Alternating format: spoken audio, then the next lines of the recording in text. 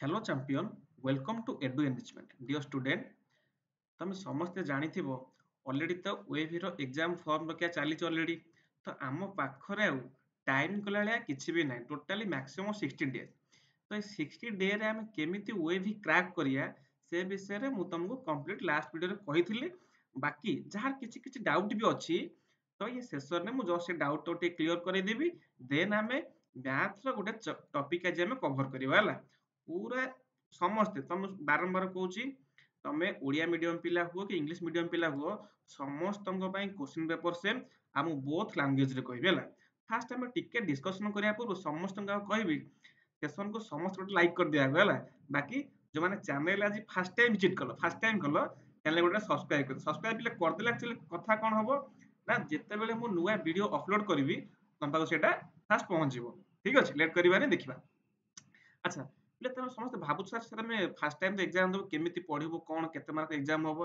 पिले सुनो केमिति पढिबो सेटा तमे मो सह तमे जोड़ी हेकि रुहो तुमको सब दिन तुमको मो गाइड करियो सब दिन तमे मो सह जोड़ी हेकि रुहो डेली मो सह क्लास करो हैला ताकि केते मार्क रो परीक्षा सर सुनो जो माने पंचम क्लास रे पढुछ वर्तमान जे पढुछ 6 क्लास में एग्जाम दबो ताको पय पिले 60 मार्क एग्जाम केते मार्क 60 मार्क हैला ईच पार्ट रो पिले 15 मार्क लेहा पड़िबो गणित 15 इंग्लिश 15 हैला देन तमर रहला कोन विज्ञान 15 और रहला कोन तम सामाजिक पाठ दा सोशल स्टडीज कहजो सेतु 15 मार्क ई टोटल तमरो 60 मार्क रो टेस्ट हबो यस और नो 60 मार्क रो टेस्ट हबो ले सब एमसीक्यू माने तमे केवल खाली एमती डार्केन करियो तुमको जो ओएमआर शीट दिया हबो तमे खाली तमे ए बी सी डी खाली तमे डार्केन करियो खाली बाकी बाकी रहला कोन सर टाइम देबे केते आपण टाइम पिले तुम समस्त 60 टा क्वेश्चन पिले 60 मार्क सर आपण तले भाबुथियो सर 60 मिनिट 60 क्वेश्चन करिवु यस करिवो सेति पई आमे केमिति को स्ट्रैटेजी रे कोन कोन पढिबा कोन बाछि की पढिबा सिलेक्टिव टॉपिक कोन रहइबो क्वेश्चन को आमे केते क्विकली सॉल्व करिबा सेटा होची आमे एक्चुअली मेन कथा तो जदि आमे जानिबि ना एक्चुअली क्वेश्चन पैटर्न कोन रहइबो केते मार्क आसीबो कोन करिवो तले आमे क्रैक करिबा केमिति पाठ तो समस्त पढुचंती यस और नो तो मु तुमको आज गोटे एमिति चैप्टर पढेबी जेउथि कि जो टॉपिक रो भी क्वेश्चन 100% आसीबो 2 रु 3 टा क्वेश्चन कंपलसरी आसीबो आ खाली क्वेश्चन कहि देबिनी केमिति सॉल्व करो ट्रिकी वे रे इजीएस्ट वे रे केमिति सॉल्व हबो सेटा होची हमर एक्चुअली मेन मोटिव ठीक अछि तो तुम जस्ट कहि दिली एबे अच्छा फास्ट कथा होची कोन टिके खाली गोटे सेकंड कहि देबी तब क्लास स्टार्ट करबा हला तुम जस्ट कहथिले कोन ना तमर पिले मैथ तमर केते पडिवो ना मैथ तमर पडिवो होची 15 मार्क हैला साइंस पडिवो केते ना सर साइंस पडिवो 15 मार्क देन तमर एसएसटी जब तुम सोशल स्टडीज कहउछो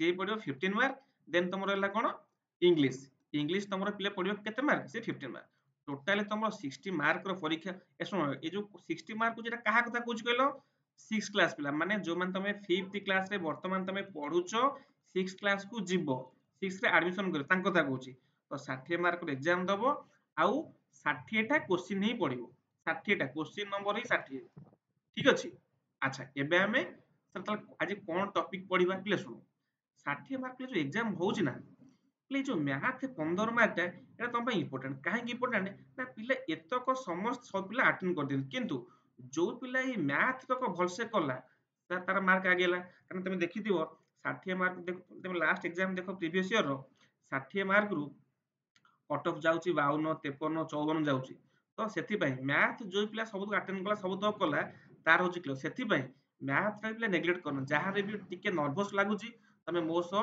जोड़ी हे कि रुहो कंप्लीटली केमि तमरो मैथ न हो मु देखिबी हैला तो आज हमें टॉपिक स्टार्ट करबा कोन जोटा कि तमे समस्त काहरा किसी का डाउट केबे थाए किंतु आज मु कहूची तमे मते फास्ट गोटे 5 मिनिट टाइम आगो दियो 5 मिनिट मो सो टिके देखो जो तुम क्लास न भल लागिवो तमे स्किप करि पळेइबो ग्यारंटी हैला आगो टिके 5 मिनिट देखो केमि लागुची क्लास टा आज हमें पढिया फास्ट को टॉपिक मैथ रो ले आज हमें मैथ रो पढिया को टॉपिक कहलो ना आबद्ध चित्रर परिसीमा प्ले सुनो तमे देखिथिबो परिसीमा और क्षेत्रफल एथिरु कंपलसरी क्वेश्चन आसुची कंपलसरी जहा को तमे सीबीएसई पिला तमे जहा कहउछो कोन ना सर पेरीमीटर एंड एरिया कहउछो कोन कहउछो ना पेरीमीटर एंड एरिया मु कहिछि बारंबार तमे ओडिया मीडियम पिला हुओ कि इंग्लिश मीडियम पिला हुओ समस्तंको पई मु क्वेश्चन सेम बोथ लैंग्वेज रे पढ़ेबू ले पेरीमीटर कहले कोन ना सर परिसीमा कोन परिसीमा।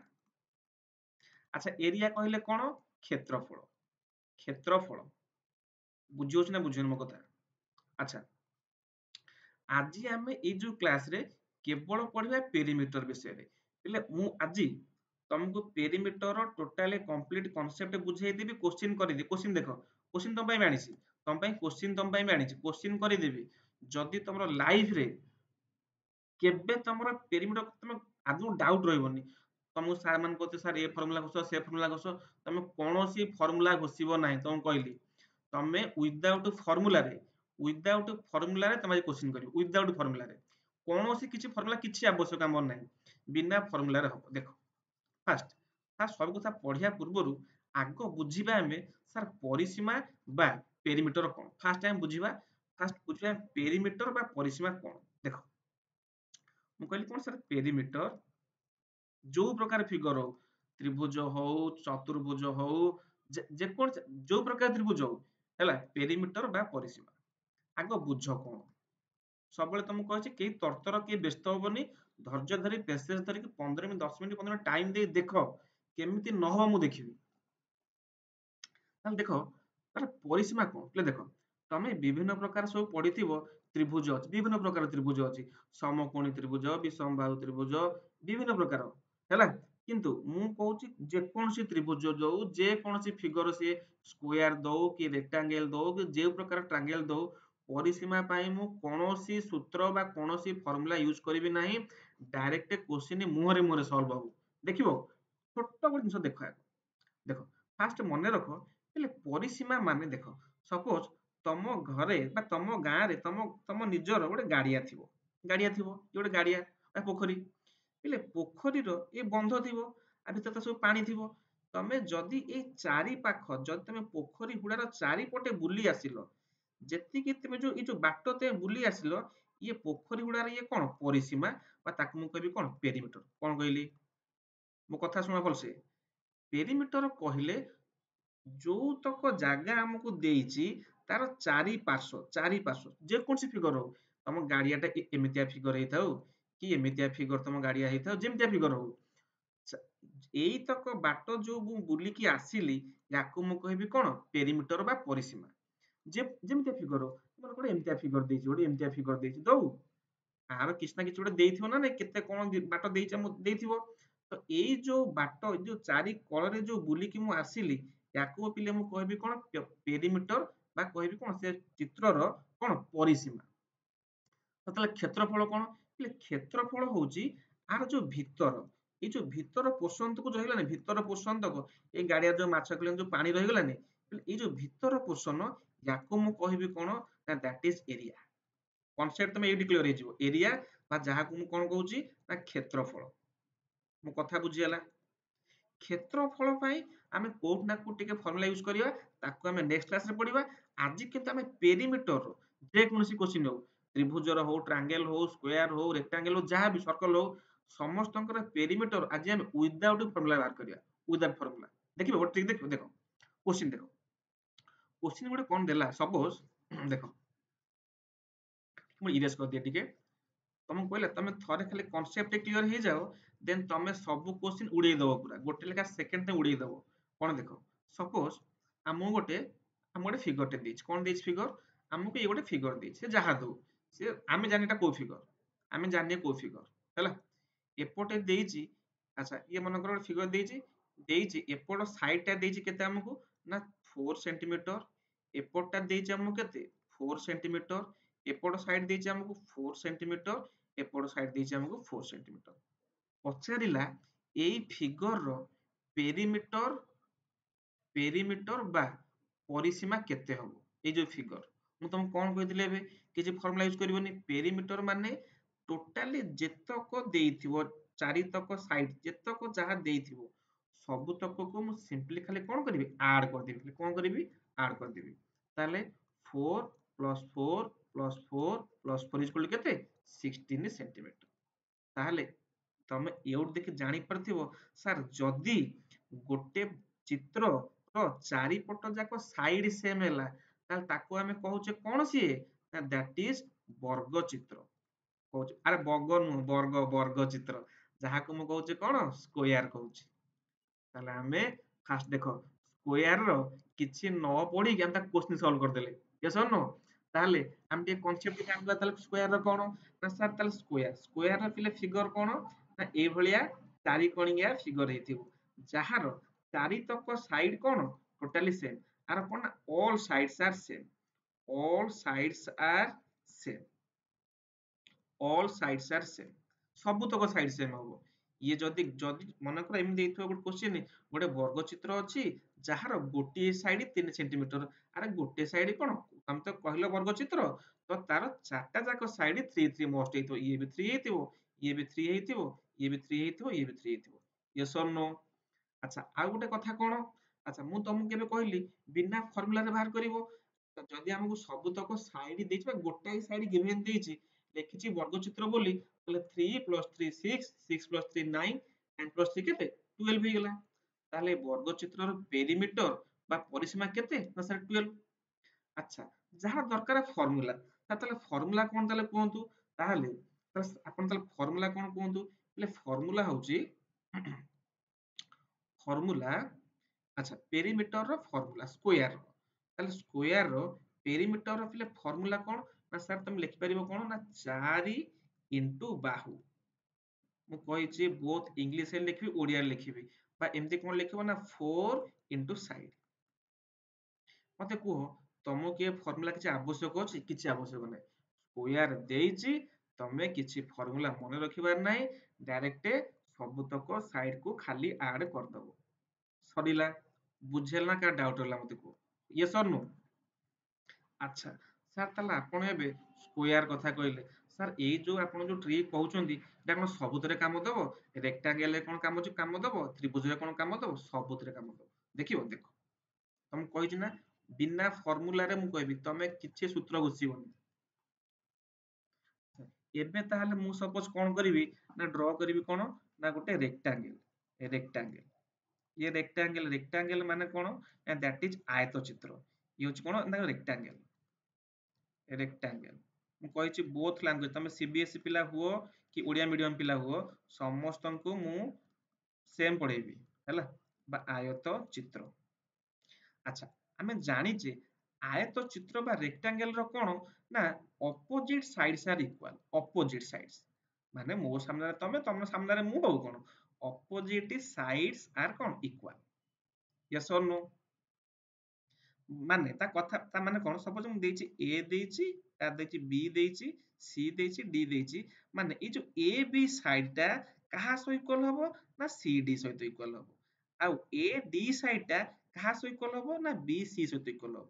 କହିଲି ନା ତା ସାମ୍ନାରେ, ଆ ସାମ୍ନାରେ ଇଏ ଅଛି, ଆ ସାମ୍ନାରେ ଇଏ ଅଛି, ଏମାନେ ପରସ୍ପର କଣ ତାଙ୍କର ସାଇଡ ସବୁବେଳେ ସେମ୍, ୟେସ୍ ଅର୍ ନୋ।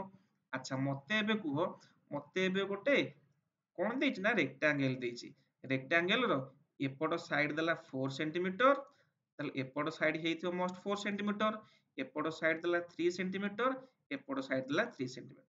ପଚାରିଲା ଏଇ ଯୋଉ କୋଶ୍ଚିନ୍ ର ପଚାରିଲା କଣ ନା ଦ୍ୟାଟ ଇଜ ପେରିମିଟର, ମତେ କେତେ କୁହ ପେରିମିଟର, ପେରିମିଟର ପଚାରିଛି, ଏରିଆ ନୁହଁ ପେରିମିଟର, ବା ଯାହାକୁ ମୁଁ କହୁଛି କଣ ପରିସୀମା, ପରିସୀମା ମତେ କେତେ କୁହ। ଆଚ୍ଛା ମୁଁ ତମକୁ ଜଷ୍ଟ ଏବେ କହିଥିଲି କିଛି ଫର୍ମୁଲା ୟୁଜ କରିବିନି, କଣ କହିଥିଲି ପରିସୀମା ମାନେ ସବୁତକ ଯେତକ ସାଇଡ ଚାରିପଟ ଯାକ ଦେଇଥିବ, ଏଇତକ ବାଟକୁ ସବୁତକ ମୁଁ ଆଡ କରିଦେବି, ମିଶେଇଦେବି ଖାଲି, ତାହେଲେ କଣ ନା ସାର୍ 4 + 3 + 4 + 3 କେତେ ହେଇଗଲା 4 3 7, 4 3 7, 7 7 କେତେ ହେଲା ଦ୍ୟାଟ ଇଜ 14 ସେଣ୍ଟିମିଟର, ସରିଲା।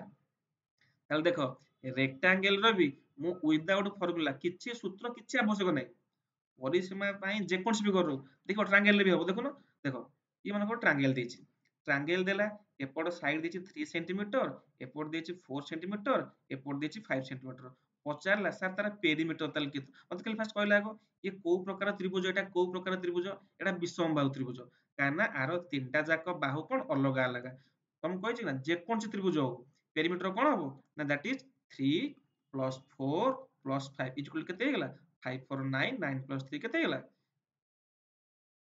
12।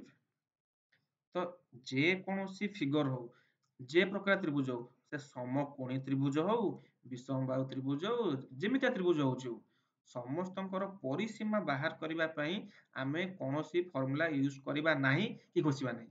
ଆଚ୍ଛା ସାର୍ ଆପଣ ସିନା କହିଦେଲେ ଆମକୁ ଟିକେ ଫର୍ମୁଲା ଟିକେ କହିଦିଅନ୍ତୁ ପେରିମିଟର ପାଇଁ ମାନେ ରେକ୍ଟାଙ୍ଗେଲର। ଠିକ ଅଛି ଲେଖିଦିଅ, ଯାହାର ଦରକାର ବି ଲେଖିଦିଅ, ଯାହାର ଚାହୁଁଛ ଦରକାର ବୋଲି ତଥାପି ସେ ଫର୍ମୁଲା ବି ମୁଁ ଲେଖେଇ ଦଉଛି।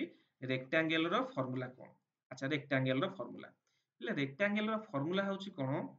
ସମସ୍ତେ ପଢିକି ଆସିଥିବ କଣ ନା ଦ୍ୟାଟ୍ ଇଜ 2 ଗୁଣନ କଣ ବା 2 ଇଣ୍ଟୁ ଲେନ୍ଥ ପ୍ଲସ୍ ବ୍ରେଥ।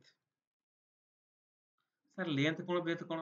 ଆଚ୍ଛା ଲେନ୍ଥ ମାନେ ଦେଖ ଏଲ ଫର କଣ ଲମ୍ବା, ଲମ୍ବା ଏଲ ଯୋଉ ପଟ ପିଲେ ବଡ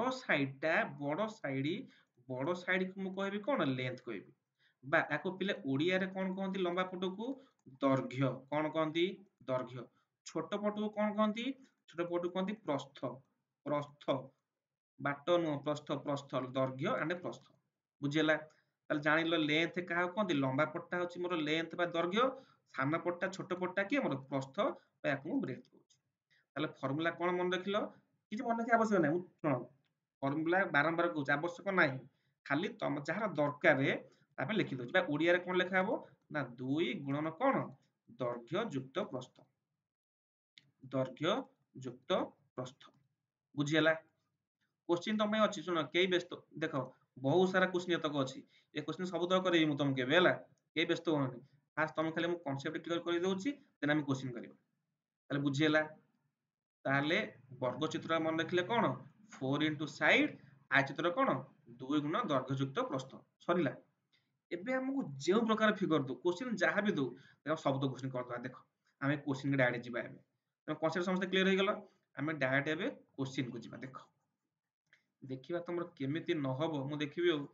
ତମକୁ କହିଛି ବା ତମେ ମୋ ସହ ସତ ସତ କୁହ, ଆରେ ବୁଝୁଛି ନା ବୁଝି ହଉନି? ସେସନ ଗୋଟେ ଲାଇକ୍ କରିଦିଅ, ସବୁ ସେସନକୁ ଲାଇକ୍ କରିଦିଅ। ବାକି ଯୋଉମାନେ ବି ଚ୍ୟାନେଲ ଫାର୍ଷ୍ଟ ଟାଇମ ଦେଖିଲା ଚ୍ୟାନେଲ ସବସ୍କ୍ରାଇବ ଗୋଟେ କରିଦିଅ। କୋଶ୍ଚିନ୍ କି ଯିବା ଏବେ। ଏକ୍ସାମ ରେ ଆସିଲା ଭଳିଆ କୋଶ୍ଚିନ୍ ଦେଖ। ଦେଖ ତମକୁ କହିଛି ନା ଯେମିତିଆ କୋଶ୍ଚିନ୍ ଦେଖ, ଆମେ ଲାଷ୍ଟ କରିକି ଆସିବା ତଳ ଆଡୁ। ଦେଖ ଦେଲା ଫାର୍ଷ୍ଟ ଦେଖ କୋଶ୍ଚିନ୍ ନମ୍ବର 12 ଦେଖ। କୋଶ୍ଚିନ୍ ନମ୍ବର 12 ଦେଖ, ଗୋଟିଏ ତ୍ରିଭୁଜର ତିନି ବାହୁର ଦୈର୍ଘ୍ୟ ଯଥାକ୍ରମେ 12 ସେଣ୍ଟିମିଟର, 15 ସେଣ୍ଟିମିଟର, 18 ସେଣ୍ଟିମିଟର ହେଲେ ତ୍ରିଭୁଜଟିର ପରିସୀମା କେତେ? ମୁଁ ତମକୁ ଫର୍ମୁଲା ଘୋଷିବାକୁ କହିଛି? କିଛି କହିନି। ତାହେଲେ ସାର୍ ଆପଣ କଣ କହିଲେ ନା ଗୋଟେ ଆମ ଗୋଟେ ତ୍ରିଭୁଜଟେ ଦେଇଛି, ତ୍ରିଭୁଜ ଗୋଟେ ଦେଇଛି, ତିନିଟା ସାଇଡ ଦେଇଛି, ତିନିଟା ବାହୁ ବା ସାଇଡ ଦେଇଛି। କେତେ ନା ଗୋଟେ ଦେଇଛି 12, ଆଉ ଗୋଟେ ଦେଇଛି 15, ଆଉ ଗୋଟେ ଦେଇଛି 18। ତାହେଲେ ପଚାରିଲା ଆର କଣ ପରିସୀମା, ପରିସୀମା ବା କଣ ପେରିମିଟର ପଚାରିଲା। ସାର୍ ଆପଣ କହିଥିଲେ ପୁରା ଫିଗର ଯାହା ଦଉ କି ସମସ୍ତଙ୍କ ପାଇଁ କିଛି ଫର୍ମୁଲା ୟୁଜ ହବନି, ଖାଲି କଣ 12 ପ୍ଲସ 15 ପ୍ଲସ 18। ସରିଲା? ଖାଲି ଆଡିସନ କରିବ, ଆନ୍ସର କହିବ। ମତେ କୁହ ଆର ଆନ୍ସର କେତେ ମତେ ଜଣା କମେଣ୍ଟ ବକ୍ସରେ। ୟେସ୍ ଅର नो? କ୍ଲିୟର? 12 ନମ୍ବର ଆନ୍ସର ମତେ ଜଣା କମେଣ୍ଟ ବକ୍ସରେ। ଖାଲି ଆଡିସନ କରିବ। ୟେସ୍ ଅର नो? ଆରେ ବୁଝୁଛନ୍ତି ନା ବୁଝି ହଉନି? ବାସ୍। ଦେନ୍ ଯିବା ଆମେ ଏବେ क्वेश्चन नंबर केते को? क्वेश्चन नंबर 11 को ଯିବା। क्वेश्चन नंबर 11 को ଯିବା। ଦେଖ क्वेश्चन नंबर 11 ଯିବା। 11 क्वेश्चन କଣ ଦେଲା? ଗୋଟିଏ ଆୟତ ଚିତ୍ରର ଦୈର୍ଘ୍ୟ, ଗୋଟିଏ ଆୟତ ଚିତ୍ରର ଦୈର୍ଘ୍ୟ ଏହାର ପ୍ରସ୍ଥର 2 ଗୁଣ। ଯଦି ପରିସୀମା 24 ମିଟର ହୁଏ ତାହେଲେ ପ୍ରସ୍ଥ କେତେ ହବ? ଏଟାକୁ ଟିକେ ହୋଲ୍ଡ କରିଦିଅ। ଆମେ ଟିକେ ଫାଷ୍ଟ ଇଜି ଟିକେ ତାପରେ ଏ क्वेश्चन କରିବେ, 11 क्वेश्चन କରେଇବି। ଆଗ ଟିକେ ଆମ ଛୋଟ ଛୋଟ क्वेश्चन ଟିକେ କରିଦବା। ଆଗ ଟିକେ ଛୋଟ क्वेश्चन କରିଦବା, ଦେନ୍ ଆକୁ ବୁଝେଇବି। କରିବି ମଷ୍ଟ କରିବି, କୌଣସି क्वेश्चन ତମକୁ ଛାଡିବିନି, କୌଣସି क्वेश्चन ଛାଡିବିନି, ସବୁ କରେଇବି ହେଲା। ମୁଁ ଫାଷ୍ଟ ତମ ପାଇଁ ଟିକେ ଇଜି क्वेश्चन ଟିକେ କରିଦଉଛି। ଦେଖ ଏଠି ଦେଖ 8 ନମ୍ବର क्वेश्चन ଦେଖିଲ। 8 ନମ୍ବର क्वेश्चन ଦେଇଛି ଯେ କୌଣସି ଆୟତକାର ଚିତ୍ରର ପରିସୀମା ନିର୍ଣ୍ଣୟ କରିବା ପାଇଁ କେଉଁଟି ଉପଯୁକ୍ତ ନୁହେଁ? ନୁହେଁ ପଚାରିଛି। ଦେଖ ଫାଷ୍ଟ ଦେଖ क्वेश्चन ଦେଖ କାହାର ଦେଇଛି ନା ଦେଇଛି ଆୟତକାର ଚିତ୍ର ମାନେ ରେକ୍ଟାଙ୍ଗେଲ ଦେଇଛି। ରେକ୍ଟାଙ୍ଗେଲ ଦେଇଛି, ରେକ୍ଟାଙ୍ଗେଲ ର ପରିସୀମା ପାଇଁ କେଉଁଟା ଉପଯୁକ୍ତ ନୁହେଁ? ଚାରୋଟି ବାହୁର ଦୈର୍ଘ୍ୟର ସମଷ୍ଟି ହବ। ଆରେ ଚାରୋଟି ବାହୁର ଦୈର୍ଘ୍ୟ ସମଷ୍ଟି ଦରକାର ହେଲେ ତ ଆମେ କରିବା ନା ନାହିଁ। 2 ଗୁଣନ ଦୈର୍ଘ୍ୟ ଯୁକ୍ତ ପ୍ରସ୍ଥ, ଇଏ ବି ଠିକ ହବ। 2 ଗୁଣନ ଦୈର୍ଘ୍ୟ ଆଣ୍ଡ 2 ଗୁଣନ ପ୍ରସ୍ଥ, ଇଏ ବି ଠିକ ହବ। ତାହେଲେ ହବନି କିଏ ନା ଦୈର୍ଘ୍ୟ ପ୍ଲସ ପ୍ରସ୍ଥ ଇଣ୍ଟୁ 2। ହବନି ଏଗୁଟାକ। ସାର୍ ସାର୍ ଆପଣ ତ କଣ ଏତେ କଥା ତିନିଟା କଥା କଣ କହିଲେଣି? ଦେଖୁନ କଥା ଏକା ନୁହଁ, ମୁଁ ତ ଫାଷ୍ଟ କହିଲି କ'ଣ ଚାରିଟା ଯାକ ଯଦି ମୁଁ ଚାରିପଟ ସାଇଡକୁ ଆଡ୍ କରିଦେବି ତାହେଲେ ପାଇବି ପରିସୀମା। ୟେସ୍। ତାପରେ ଡାଇରେକ୍ଟ ଫର୍ମୁଲା କ'ଣ 2 ଗୁଣନ ଦୈର୍ଘ୍ୟ ଯୁକ୍ତ ପ୍ରସ୍ଥ। ହେଲେ ଅପସନ ବି ଯାହା ଅପସନ ସି ସେଇଆ। କାହିଁକି ଦେଖୁନ 2 କୁ ଦୈର୍ଘ୍ୟ ସହ ଗୁଣିକି ଲେଖା ହେଇଛି, ପୁଣି 2 କୁ ପ୍ରସ୍ଥ ସହ ଗୁଣାଇକି ଲେଖା ହେଇଛି। ତ ବି ଅପସନ ସି ଅପସନ ଏକା କଥା, ଏ ବି ଏକା କଥା। ତ ତାଙ୍କ ଭିତରୁ ହବନି କିଏ? That is option D. ତ ଦୈର୍ଘ୍ୟ ପ୍ଲସ ପ୍ରସ୍ଥ ଇଣ୍ଟୁ 2 ଇଏ ନୁହଁ, ଦ୍ୟାଟ୍ ଇଜ ପଚାରିଛି ଉପଯୁକ୍ତ ନୁହେଁ ନା, ତ ଆନ୍ସର କିଏ? Option D. ବୁଝି ହଉଛି ନା ବୁଝି ଇଜି ନା ଇଜି ନୁହଁ? ଓକେ, ଦେନ୍ ଆମେ ଯିବା କ୍ୱେଶ୍ଚିନ୍ ନମ୍ବର କେତେକୁ ଯିବା? क्वेश्चन नंबर हम टिके रेस कर दिया रुह देन नेक्स्ट क्वेश्चन देखिबा। सब क्वेश्चन करियो अरे तो मीठा लागियो क्वेश्चन तमे चुटकी रे तमे सब क्वेश्चन करियो। देखो एटी देछि हमर क्वेश्चन गोटे गोटे समबाहु त्रिभुजर प्रत्येक बाहुर दैर्घ्य देला केते 16 सेंटीमीटर। त्रिभुज हमको से देखा कोन समबाहु त्रिभुज। अच्छा पहले समबाहु माने तार समस्तक साइड तार सेम थिबो। अरे यस और नो पहले याको पहले समबाहु माने कोन that is equilateral triangle English medium पिला इक्विलैटरल ट्रायंगल। तो समस्त साइड सेम थी ये भी 16 ये भी 16 ये भी 16 ताले परिसीमा पेरिमीटर केते हबो ना सर 16 प्लस 16 प्लस 16 केते हला 48। देखिलो सरला आंसर। चिंता करो केते इजी टॉपिक तो मु कहिछि ए चैप्टर आदौ डिफिकल्ट नुह। तमे खाली टिके मन मोटा हे जाउछो सर केमती करिवो कोन पढिबो के डरिवो कोन वे भी एग्जाम दबो टी तमे 5 क्लास रे पढछो टेबे टेंशन नहीं समस्ते मो सो डेली तमे क्लास करो दिया केमती न हबो 100% हबो हैला। अच्छा नेक्स्ट देखिबा आ किछि क्वेश्चन करिबा आउ दुटा क्वेश्चन करि देबा। देखो अच्छा मु छाडले को 11 क्वेश्चन छाडथिले 11 क्वेश्चन देखो 11 नंबर क्वेश्चन देखो देला क्वेश्चन देला 11 नंबर कोन ना जदि गोटी आयत चित्रर दैर्घ्य गोटे आयत चित्रर दैर्घ्य यार प्रस्थर 2 गुण हुए ताले हम फास्ट देछि फिगर कोन देखो ना फिगर देछि हम कोन गोटे आयत चित्र बा रेक्टेंगल देछि दैर्घ्य यार प्रस्थर 2 गुण हेबे एवं तार परिसीमा के देछि 24 माने ए चारि पट साइड मिसिकिरी सबुतक मिसिकिरी केते हेछि ना 24 हेछि समस्त मिसिकिरी ताहले प्रस्थ केते हबो प्रस्थ केते हबो एठी देखो तुम बिना फर्मुला तुम सॉल्व कर पारिबो।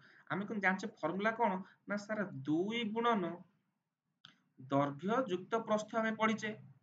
अरे हां कि ना एई जो वैल्यूटा केते हमकु देछि ना सर 24 देछि केते 24 देछि किंतु से कहबा कथा ब्रेथ मु जेति कि नेबी ये 8 2 गुण अधिका नबो सब याकु नेबी 2 नेले याकु नेबी 4 याकु 4 नेले याकु नेबी 8 याकु 8 नेले याकु नेबी 16 ताहले मु एठी प्रस्थ कोन नेबी प्रस्थ मु कोन नेबी जाहार जाहाकू प्रस्थ कोन नेबी ଯାହାର ଦୈର୍ଘ୍ୟ ତାର ଡବଲ ହେଇଯିବ ଏବଂ ତା ସମସ୍ତଙ୍କୁ ଆଡ କଲେ ତାର ପରିସୀମା କେତେ ହବ 24 ମିଟର ହବ। ଦେଖିଲ ଦେଖ ଏ क्वेश्चन बहुत पिला याको फॉर्मूला पके सॉल्व कर किछि आवश्यक नाही मु तुमको कहछि सॉल्व ट्रिक तुमको कहबी मु ऑप्शन नु सॉल्व करबी। देखो जदी मते पचाछ कोन प्रस्थ तते पिले मु प्रस्थ 4 नेली जदी मोटे प्रस्थ 4 नेली तले ता दैर्घ्य केते हबो 8 ना देछि एटना हमको प्रस्थर 2 गुण तले देखिलो 8 4 12 12 12 24 हे जाउची तमार जदी ये 8 नेली ये भी 8 हबो ये 4 नेले ये भी 4 हबो। तो देखुनो सब तक ऐड करने 8 + 4 8 + 4 केते हला सर 24 हे गला तले आंसर की ऑप्शन सर आपण ऑप्शन ए चेक करले ऑप्शन बी चेक करी हमको कहंतु ठीक अछि। देखो सब चेक करी कहबी देखो कहली बा तमे सुनो एग्जाम में प्ले सुनो क्वेश्चन सब इजी आसे क्वेश्चन केबे डिफिकल्ट आसेनी पिला तमे क्वेश्चन टाको को वे रे बुझी तमे केमि सॉल्व केटा मैटर। देखो आउथरे करछि ये रेक्टेंगल देछि सपोज मु ऑप्शन नेबी डी नेबी सपोज मु प्रस्थ को सपोज डी 8 नेली जदि मु प्रस्थ को नेबी 8 नेबी ताहले तार दैर्घ्य केते हबो 16 हे जिवो किंतु सर 16 8 केते हेला 24 प्लस 24 48 हे जाउची तातले 8 नेले हबोनी काहे ना मु देछि ना दैर्घ्य यार प्रस्थर 2 गुण माने ब्रेथ ब्रेथ मु जेति कि नेबी लेंथ तार 2 टाइम्स माने डबल हे जिवो 2 गुण हबो हैला। तो जदि मु 6 नेबी तो जेठी मु 6 नेली ताले एठी केते 12 हे जिवो ताले 12 6 18 पुनी 12 6 18 36 हे जिवो ता माने 3 हबोनी 8 हबोनी 6 हबोनी आंसर हबो 4 काना जदि मु एठी 4 नेबी एठी हबो 8 डबल हे जिवो তার ये भी 8 হবো, ये भी 4 ବୁଝିହେଲା ନା ବୁଝିଲାନି କୁହ? ସତ କୁହ ବୁଝି ହଉଛି ନା ବୁଝି ହଉନି? ଭଲ ଲାଗୁଛି ନା ଭଲ ଲାଗୁନି? yes or no? ତ ଏଇ ଯୋଉ ବାକି ଯୋଉ ରିମେନିଂ କ୍ୱେଶ୍ଚିନ୍ ରହିଲା ମୁଁ ଏତକ ତମକୁ କଣ କରି ଶୁଣ ତମେ ସମସ୍ତେ ଟେଲିଗ୍ରାମ ରେ ଜଏନ ହେଇଯାଅ ହେଲା। ଟେଲିଗ୍ରାମ ରେ ଜଏନ ହେଇଯାଅ। ମୁଁ ଟେଲିଗ୍ରାମ ଡିସ୍କ୍ରିପ୍ସନ ଲିଙ୍କ ଦେଇଦେବି ନହେଲେ ତମେ ସର୍ଚ୍ଚ କରିଦବ ଯାଇକି ଏଡୁ ଏନରିଚମେଣ୍ଟ ହେଲା। ସମସ୍ତେ ଯାଇକି ଜଏନ ହେଇଯାଅ। ସ୍ପେଲିଂ ଏୟା ମାରିବ ହେଲା ଏଡୁ ଏନରିଚମେଣ୍ଟ ସମସ୍ତେ ଜଏନ ହେଇଯାଅ। ଏଇ ଯୋଉ କ୍ୱେଶ୍ଚିନ୍ ତକ ପ୍ରାକ୍ଟିସ ପାଇଁ ମୁଁ ତମକୁ ସେ ଗ୍ରୁପ ରେ ସେୟାର କରିଦେବି ହେଲା। ସମସ୍ତେ ମତେ ପ୍ରାକ୍ଟିସ କରିକି ମତେ ପୁରା ସିକ୍ୱେନ୍ସ ୱାଇଜ କମେଣ୍ଟ ବକ୍ସ ରେ ତାର 1 ନମ୍ବର ଆନ୍ସର କଣ ହେଲା, 2 ନମ୍ବର ଆନ୍ସର କଣ ହେଲା, 3 ନମ୍ବର ଆନ୍ସର କଣ ହେଲା ମତେ ପୁରା ସଲ୍ଭ କରିକି ନହେଲେ କିଛି ବି ଯଦି ନ ହଉଛି ମତେ ତମେ ଟେଲିଗ୍ରାମ ରେ ସେୟାର କର ଆନ୍ସର ମୁଁ ଚେକ୍ କରିଦେବି। ଶୁଣ ଖାଲି ଆନ୍ସର ଅଲରେଡି ଆନ୍ସର ଦେଇ ଦେଇଛି କିନ୍ତୁ ପ୍ରୋସେସ ତମେ କଣ କଲ କୋଉ ହିସାବରେ କଲ ହେଲା। ତ ଆଜି ଆମେ ପଢିଲେ କଣ ନା ପେରିମିଟର। ନେକ୍ସଟ କ୍ଲାସରେ ଆମେ କଣ ପଢିବା ନା ଏରିଆର। ପିଲେ ଏରିଆ ତମକୁ ସେମିତି କହୁଛି ଏରିଆ ତମକୁ ମୁଁ ଏମିତି କ୍ଲାସ ତମକୁ ଥରେ ଗୋଟେ କ୍ଲାସରେ ବୁଝେଇବି ଯଦି ତମେ ଜୀବନ ସାରା କେବେ ବୁଝି ପାରିବ ନାହିଁ କି ତମର କେବେ ମିଷ୍ଟେକ ହବ ନାହିଁ। yes or no? ତ ଏ ଯୋଉ କୋଶ୍ଚିନ୍ ତକ ବାକି ମୁଁ ତ ଏବେ କରେଇଦେଲି ବାକି ଯୋଉ କୋଶ୍ଚିନ୍ ତକ ରହିଲା ବି ତମେ ସେତକ ପ୍ରାକ୍ଟିସ କରିବା ପାଇଁ ମୁଁ ତମକୁ ଗ୍ରୁପରେ ସେୟାର କରିଦେବି ଠିକ ଅଛି। ତ ଆଶା କରୁଛି ସେସନଟି ଭଲ ଲାଗିଥିବ ବୁଝି ବି ହେଇଥିବ। ବାକି ଯୋଉ କୋଶ୍ଚିନ୍ କିଛି ଅଛି ଯାହା ଅଛି ଆମେ ତାକୁ ନେକ୍ସଟ କ୍ଲାସରେ କରିବା। ତ ସମସ୍ତେ ଯୋଡି ହେଇକି ରୁହ। ତମ 60 ଦିନ ଯୋଉ ରହିଲା 50 60 ଦିନ ଆମେ ଡେଲି କ୍ଲାସ କରିବା ହେଲା। ଡେଲି କ୍ଲାସ କରିବା ଏବଂ ତମେ ସକ୍ସେସ ପାଇବା ପାଇଁ ମୁଁ ଅଛି ଠିକ ଅଛି। ତ ଆଶା କରୁ ସେସନ ଟି ଭଲ ଲାଗିଥିବ। ତ ସେସନକୁ ସମସ୍ତେ ଲାଇକ୍ କରିଦିଅ। ତମ ଚ୍ୟାନେଲକୁ ଫାଷ୍ଟ ଟାଇମ ଭିଜିଟ କଲ ଚ୍ୟାନେଲକୁ ସବସ୍କ୍ରାଇବ କରିଦିଅ। ବାକି ଯୋଉମାନେ ତମ ସାଙ୍ଗସାଥି ମାନେ ଏବେ ନୂଆ ପ୍ରିପେୟାର ହଉଛନ୍ତି ତାଙ୍କୁ ମଧ୍ୟ ସେୟାର କରିଦିଅ। ତ ଥ୍ୟାଙ୍କ ୟୁ ଜୟ ଜଗନ୍ନାଥ।